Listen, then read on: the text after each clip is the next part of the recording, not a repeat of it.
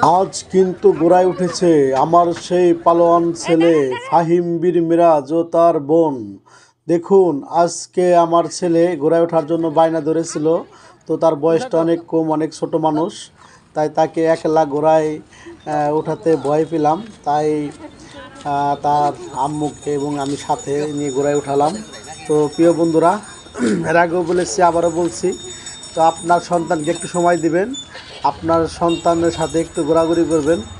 তো সবার সন্তানের জন্য দোয়া করি, আল্লাহ তাআলা যেন সবার সন্তানকে সুস্থ রাখে, নেক বাড়িয়ে দিক। সাথে সাথে আমার সন্তানদেরকেও আল্লাহ তাআলা সুস্থ রাখুক, এই দোয়াই করি রাব্বুল আলামিনের কাছে।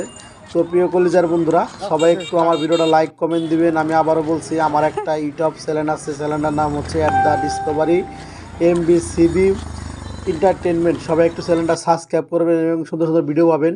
সবাই একটু ভিডিওগুলো দেখে আসবেন।